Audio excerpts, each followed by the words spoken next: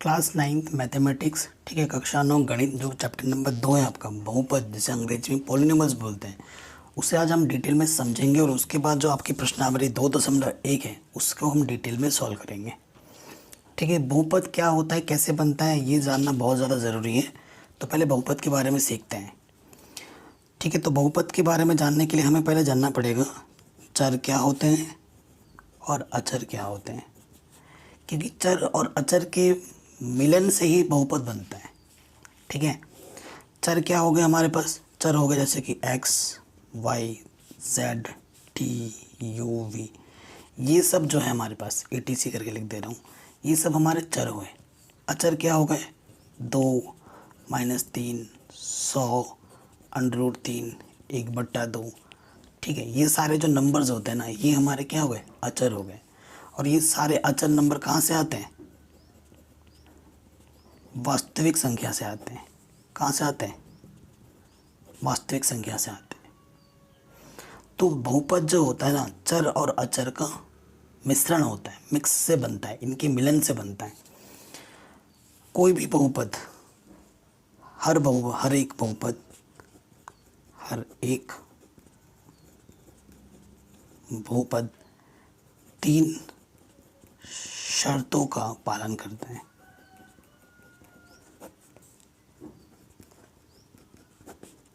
कितने शर्तों का पालन करता है, 3। वो शर्त कौन कौन सी हैं, वो नंबर 1, नंबर 2, नंबर 3, 3 शर्तों का पालन करता है हर एक बहुपद। ठीक है, इसे आप लिख लीजिएगा कॉपी में, जैसे मैं करवा रहा हूँ, आपको हेल्प करेगा। पहली शर्त क्या है, सभी गुणांक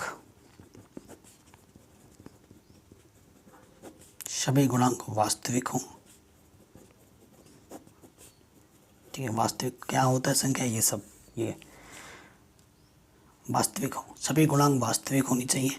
उसके बाद ठीक है, पद सीमित हों,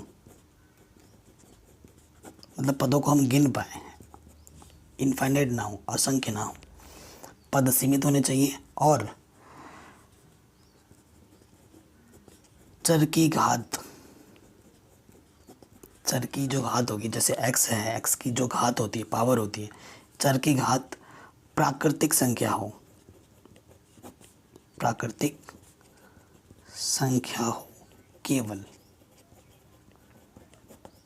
केवल प्राकृतिक संख्या ही होंगी। अगर ये तीनों गुण उसको में है तभी वो क्या बोला जाएगा, उसे बहुपद बोला जाएगा। उदाहरण देख लीजिए, मैं 2 उदाहरण दूंगा आपको, एक बहुपद होगा और एक बहुपद नहीं होगा। जैसे मैंने यहाँ लिख दिया 3x, ठीक है, 3x² √2x -100। और एक लिख दिया मैंने 3x³ + 2x², ठीक है, -100 √x, ठीक है, प्लस x की घात 3/2। ये ऐसा कुछ लगा दिया मैंने। ठीक है, सो देखो, पहले बात करते हैं इस बहुपद की, बहुपद है कि नहीं। देखो, सबसे पहले पद कितने हैं, 1, 2, 3, 3 पद है, सीमित है। तो पद मेरा सीमित है, दूसरे प्रॉपर्टी को उसने हाँ बोल दिया। गुणांक क्या है मेरे, 3 √2 और -100, जो कि वास्तविक संख्या होता है, तो पहले वाले को भी इसने हाँ बोल दिया। चर क्या है मेरे पास, यहाँ पर x है। ठीक है, x की घात 2 और 1, 1 और 2 कहाँ प्राकृतिक संख्या में आते हैं, है ना, 1, 2, 3 ऐसे नंबर प्राकृतिक संख्या में आते हैं। तो चर की घात प्राकृतिक संख्या है केवल, तीनों प्रॉपर्टी को इसने हाँ बोल दिया है, तो ये मेरा बहुपद है। ये वाला उदाहरण बहुपद है। अब देखो 3, 2 √100, है ना, जब गुणांक कुछ ना होता तो 1 होता है। ये सभी क्या हैं, वास्तविक संख्या हैं। ठीक है, उसके बाद 1, 2, 3, 4 पद हैं, पद भी सीमित है, दूसरा भी हाँ बोल रहे हैं।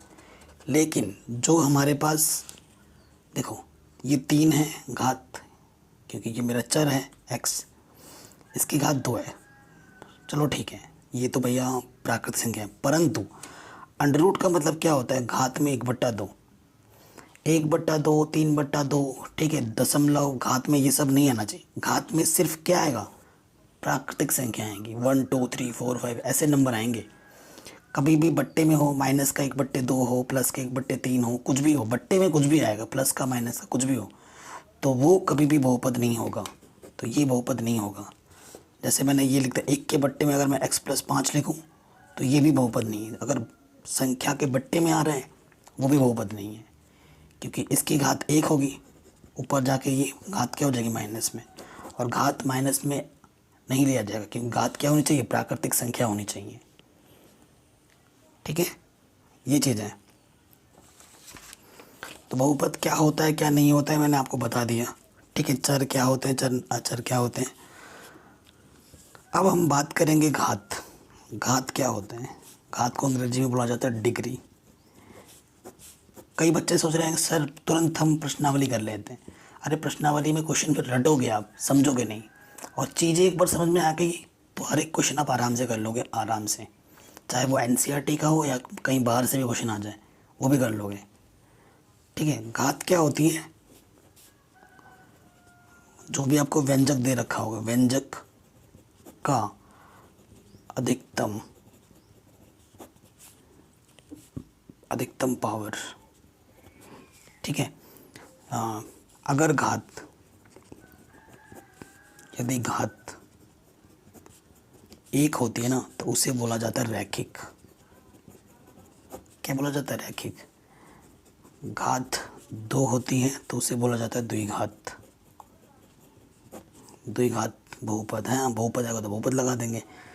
घात 3 होगी तो त्रिघात।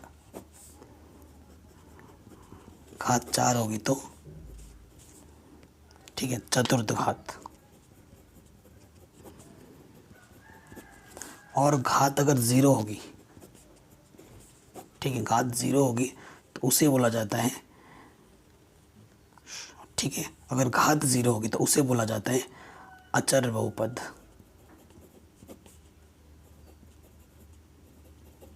ठीक है, अचर बहुपद। और केवल अगर शून्य लिखा हो, केवल अगर शून्य है तो शून्य जब हो तो शून्य, अचर बहुपद का मतलब क्या है, 2 3 -1, ऐसे ही अगर खाली संख्या आती है ना तो उसे हम बोलते हैं अचर बहुपद।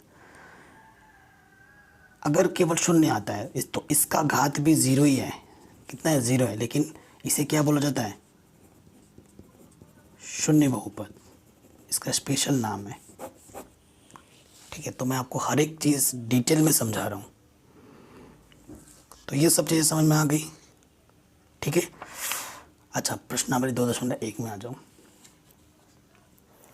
कह रहे निम्नलिखित व्यंजकों में से कौन कौन एक चर में बहुपद है। एक चर मतलब सिर्फ एक ही चर होगा, और कौन कौन नहीं है, कारण के साथ अपने उत्तर दीजिए। जो भी उत्तर बताओगे उसका कारण देना पड़ेगा, ऐसे हवा में आंसर नहीं दे सकते। पहला वाला देखिए, ठीक है, प्रथम जो संख्या है 4x² - 3x + 7, ये संख्या है ना, तो देखो बहुपद है, कितने चर कितने हैं इसमें, एक x ही है, तो एक चर है, बहुपद क्यों है, बहुपद है क्योंकि क्या है, पद सीमित है। नंबर 2, जो गुणांक हैं, एक गुणांक क्या होता है, 4 - 3 17,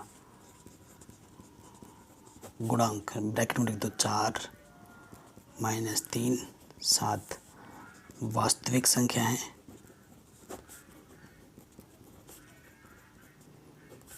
नंबर 3, पद सीमित है। ठीक है, उसके बाद जो x था उसकी जो घात है वो सारे क्या हैं, प्राकृतिक संख्या हैं। क्या है, चर की घात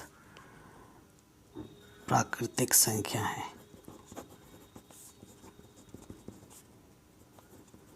तो तीनों पदों को संतुष्ट कर रहा है, तीनों नियमों को संतुष्ट कर रहा है, अर्थात ये क्या है, बहुपद है। और बहुपद कितने चर हैं इसके पास, एक ही चर है x, अर्थात ये एक चर में बहुपद है। अर्थात यह एक चर में बहुपद है। ये आपका आंसर आ जाएगा। ठीक है, ये आपका क्या जाएगा, आंसर आ जाएगा एकदम आराम से। नंबर 2 पे आ जाओ, तो ये भी बहुपद है, y² √2। तो देखो चर क्या है मेरा, यहाँ पर y है। ठीक है, देखो गुणांक क्या क्या है मेरे पास, y² गुणांक 1 है और फिर √2। ये दोनों क्या हैं, वास्तविक संख्या हैं। ठीक है, उसके बाद पद मेरे सीमित हैं। दूसरी प्रॉपर्टी को भी हाँ कर रहे हैं। और y की घात 2 है, y की घात परिमेय संख्या है, अर्थात यह एक चर में बहुपद है।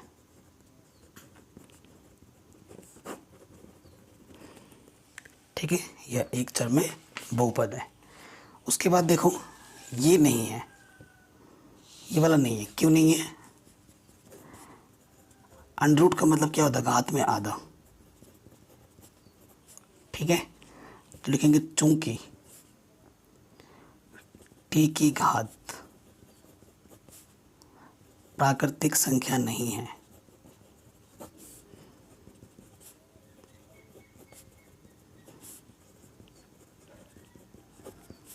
अर्थात यह बहुपद नहीं है।